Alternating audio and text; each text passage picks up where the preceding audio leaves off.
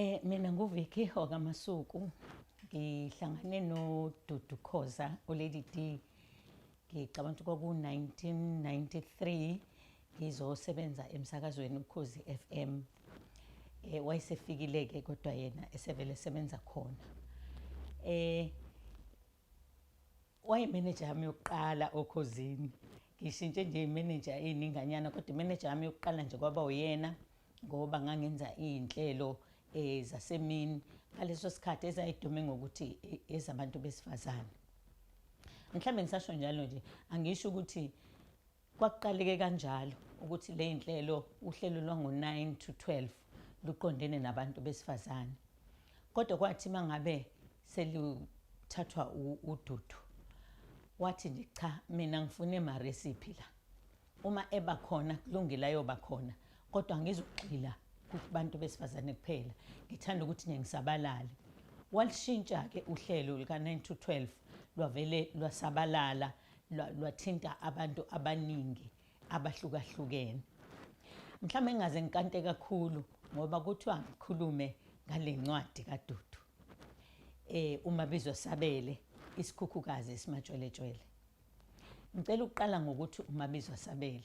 Kimina njengoba ngithi ngafikela kuyena imeneja yami uMabizwa Sabele ngempela ngoba uyena muntu ebengikwazi ukuthi mangabe nginento engifisa ukuthi ngiyixoxe ozoyibuka ngeso lomuntu omdala ngikhulume naye.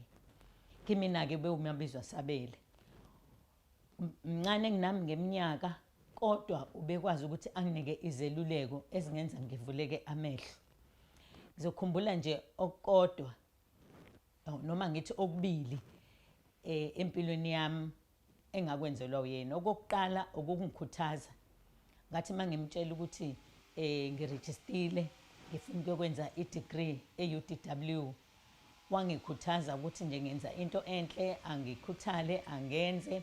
Yize ngangisebenza ngiqala emsebenzini ukuthi mangabe mhlambe ngine-lecture ka-2 zoqala emsebenzini bese ngiyocela ukuthi ngiyahamba ngo-1 ngizogibela i-taxi ngihambe ngiye esikoleni ngi-athenda ngo-2.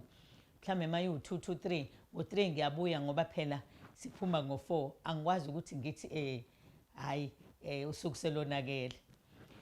Iloko engikhumbulayo ukungikhuthaza kangangoba ngathi noma sengigreda waba khona wafika nomyeni wakhe uBungani uBabukhoza.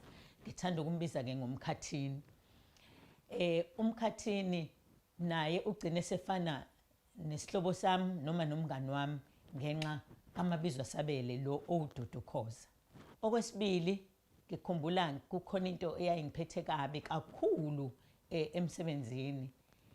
Ngihlele e-office ngakhala ngithe mase ngicabanga ukuthi hayibo ngakhala ngedwa nginaye umuntu engengithulule kuyena umphefumulo wami. Wayesestudio esebenza ngehla ngaya kuyena. Mangifika ngamtshela ngathi nje yazi ukuthini Mdudwana sengiyahamba. Wathi uyaphi usuyagoduka? Ngathi cha. Wathi uyaphi? Ngathi ngiyashiya emsebenzini. Njengoba ngishilo mina ngakhuluma kuyena ngoba ngithi mncane kodwa wangiphendula sengathi untanga yami ngoba wavele wathi kumina awu waze wa-selfish. Khathi nawo kanjani? Wathi awucabangela umndeni wakho, uzicabangela wena kuphela ukuthi ngoba naku kuhlupheke wena kusho ukuthi shiya emsebenzini. Uma ukushiya wena emsebenzini kuzokwenzekani ekhaya? Uzokwenzani uma wakho? Uzokwenzani? Izokwenzenjani ingane yakho? Bazokwenza njani odadewenu? Hey ngathula ngaphuma ngashingila ngahamba ngaye ekhaya. Kodwa ngathi mangifika ekhaya ngahlala ngamacabanga lamazwi asho uDudu ngathi waze wangakha uDudu. Waze wakhuluma into enhle uMabizwa Sabele. Ngempela ngimbizile nginenkinga wasabela wakwazi ukungeluleka. Ngabuya emsebenzini ngahlala unomphela akazange angibuze ukuthi ngakusasa ukuthi usahamba lutho. Ngahlala nje ngaze ngathatha umhlala phansi. Bese ngizozalana-ke ekutheni uyisikhukhukazi esimatshweletshwele. Okwangempela uma ucabanga ukuthi uhlelo lukaDudu njengoba ngeke ngasho ekuqaleni lunakekela noma lukhuluma nabantu abahlukahlukene. ukhuluma nabantu bama-taxi, ukhuluma nabantu abahlala ehostela, ukhuluma nabantu abasebenza ezindlini, ukhuluma nomama ohlele ekhaya, ukhuluma nomuntu ogulayo, ogulele ekhaya nogulele esibhedlela. Ngisakhuluma nje ngendaba yokugula, uDudu ekusakazeni kwakhe azange kuqhakambisa ukuthi umhlengikazi. Ebe umhlengikazi ngizothi umhlengikazi omkhulu ngoba ngale kokuthi unesi nje uphinde futhi abe neziqu zokubelethisa. Kodwa maye esakaza ngisho noma ngabe ukhuluma nodokotela noma ngabe ukhuluma nomunye umhlengikazi ngeke umuzwe ethi hayi njengami nje njengoba ngangiwunesi mina ngangenza lutho. Uvele abe umuntu ongazi lutho nje ngezinto zezempilo, abuze aphendule lo phendulayo nomlaleli athole ngempela lokho afuna ukukuthola. Abanye abantu abanakekelayo abantu abaseyinkonzweni. Sizokhumbula ukuthi ohlelweni lwakhe waqala kuthiwa bayakhuleka omama. Uyena njalo lo owayiqambela kanjalo ukuthi bayakhuleka omama. Ikhono elisimangaliso ngilibonile kuDudu. Ngisho ekuqambeni amagama einhlelo, kwesinye isikhathi ngangize ngimcele ngithi awungiqambela phela nami ngoba wena uyakwazi ukuqamba. Athi hayi angikwazi ukuqambela omunye umuntu, ukwazi ukuyiqambela ezami iy'nhlelo. Waqala uhlelo ukuthi bayakhuleka omama. La sasiphuma khona siye ey'ndaweni ezahlukahlukene, siye ko-Bethlehem eFree State, siye ko-Emelo eMpumalanga, siye ko-Flagstaff e-Eastern Cape nendawo ehlukahlukene ey'ningi KwaZulu Natal. Sihamba nje sihlangana nomama kukhulekwe, kukhulekelwe izinto ezithile, mhlambe kuthiwe kukhulekela isimo njengamanje njengoba kukhulunywa indaba yokuhlukunyezwa kwabantu besifazane ney'ngane, kubhekwa izinto ey'njengalezo. Ngaleso sikhathi-ke sasikhulekela ikakhulukazi udlame olwadlange kakhulu emphakathini yethu, kudlame lolu lwezepolitiki. Kodwa nje sithi sizongena ngomama ngoba ibona abakhulekayo, ibona abayinzala abantu. Ingakho ngithi mina lo oqambe le ncwadi ngokuthi uDudu Mabizwa Sabele, isikhukhukazi esimatsheletshelwe, ukwaze ukunemba ngqo impilo kaMdudwane ngoba ngempela isikhukhukazi esimatsheletshelwe. Ukumuzwe noma ekhuluma nabaculi, umuzwe ukuthi lo mculo vele athi nje hawu ma, naye athi ngane yami, athi ndodana, athi ndodakazi, ukutshengisa ukuthi-ke uyisikhukhukazi ngempela. Sengiya ngasemaphethelweni, okunye okwangenza kwangathi ngixhumana kakhulu no-LadyD ukuthi ngesikhathi ngicula ekhwayeni amazwi kaZulu ngahlangana noma wakhe uJJ Chiliza, sasimbiza-ke ngokuthi usisijabu. Kwahamba ngase ngezwe ukuthi hawu kanti usisijabu umakaDudu Khoza, ngangakasebenzi ukhozini. Ngithe mase ngifika okhozini ngase ngiyajabula ukumbona eduzane-ke manje uDudu ngoba babengapheli emlonyeni kasisijabu. Iy'ngane zakhe nje uDudu, uTopsy, wayekhuluma ngabo njalo. uTopsy ngamazi ngingakamboni ngamehlo ukuthi khona udadewabo kaDudu oTopsy ngoba uma wabo wayebakhonze ngendlela eyisimanga. Ngithe mase ngifika okhozini kwase kuba sengathi udadewethu.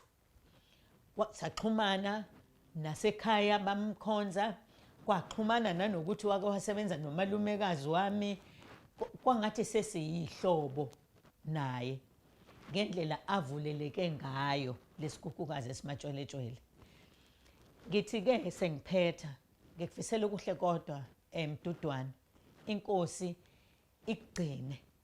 Angisho ukuthi mase kufika isikhathi sokuthi uhambe emhlabeni ungahambi, kulungile uhambe, kodwa kwamanje siyacela ukuthi inkosi ikugcine, uqhubeke nokwenza umsebenzi wakho ngokuyinikela, uqhubeke nokwenza umsebenzi wakho ngothando onalo. Awuthandi thina kuphela, uthanda ngisho nomlaleli wokhozi, noma ngabe uhlala kuphi kuwena umlaleli wokhozi uyisihlobo sakho.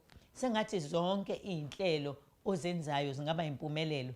Ngiyazi ukuthi njengamanje ukuze wenze ama-birthday akho, uwa-celebrate ney'ngane, uphinde u-celebrate nogogo, u-celebrate nabo bonke abantu, ukutshengisa uthando onalo emphakathini. Inkosi ikugcine, lungapheli lolu thando onalo. Okunye ngithe sengiyaphetha, uyabona umsakazi mase umnikeze iplatform usakaza ngabe saqeda. Okunye uthando engilibonile onalo lomndeni wakho, umyeni wakho, iy'ngane zakho osandile benokwazi, kube udadewenu uThops, unothando lwesimangaliso lomndeni engithi nabanye abafunde ukuthi umyeni uthandwa kanjani. Awunandaba nokuthi ubongani ukhuluma nobani, ngisho ungasifica sihleli nomkhathini sixoxa, akusho nje kuwena ukuthi nje hawu base behlala bobabili nje bangahlala nomphakathi, indaba sebehleli bobabili baxoxane lutho, ngoba uyazazi ukuthi wena umiphi kumyeni wakho nomyeni wakho uyamazi ukuthi umiphi ngawe. Lolo thando ngikufisela ukuthi nje inkosi ngempela ilikhulise, uthande wonke umuntu njengoba wenza njengamanje. Kule ncwadi ngiyafisa ukuthi umuntu nomuntu azame ukuthi abe nekhophi, ngoba ila sothola khona izinto ey'ningi besingazazi ngoDudu.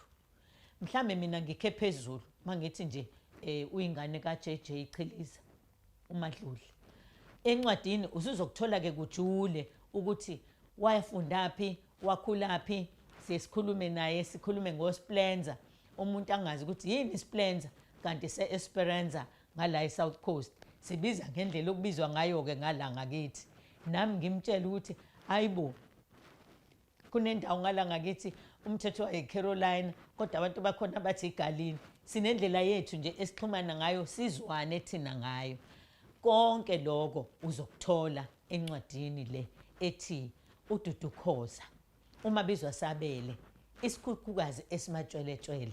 Ngithi khula njalo sikhukhukazi.